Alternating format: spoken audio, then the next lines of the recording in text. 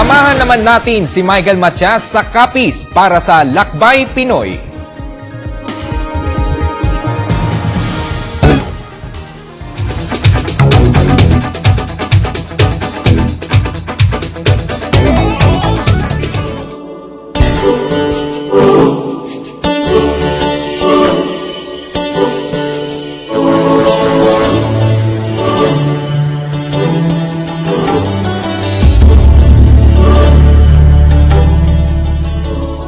Ang Capiz.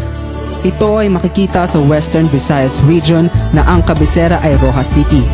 Capiznon at Hiligaynon ang karaniwang lengguaheng gamit ng mga mamamayan nito at nasa mahigit 700,000 naman ang bilang ng naninirahan dito. Kilala din ang lugar na ito dahil sa mga kwentong multo at aswang na makikita daw umano sa lugar.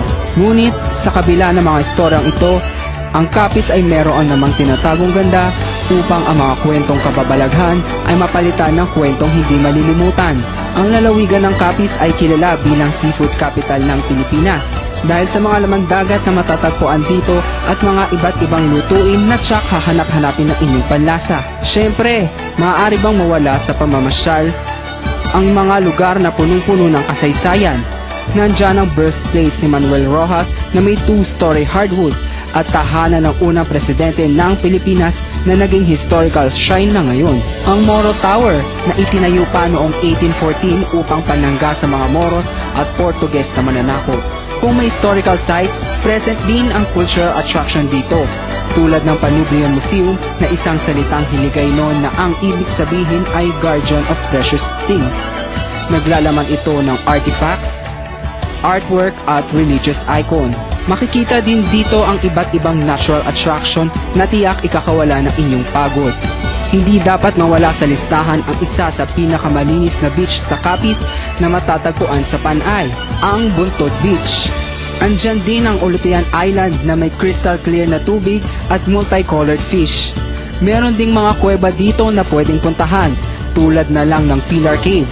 Isa din sa pinagmamalaki ng Capizeños ay ang kanilang shell crafts at art na isa din sa pinagkukuhaan nila ng kanilang ikabubuhay. Lampshades, tray, picture frame, wall decor at chimes ay ang ilan lang sa mga ito. Hindi din magpapahuli ang Capiz pagdating sa mga festivals. Dito ay meron silang sinadya sa halaran o Joy of Sharing and Thanksgiving na ginaganap every first week of December. Para naman sa mga party goers, meron sila ditong Soul Super Club na ikakasaya at ikakakumpleto ng inyong tour experience.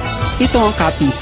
May mga kwento mang kinakatakutan, hindi pa din mawawala ang natural na gandang tinataglay nito dahil iba ang nililikha ng ating isipan sa nakikita ng ating mga mata.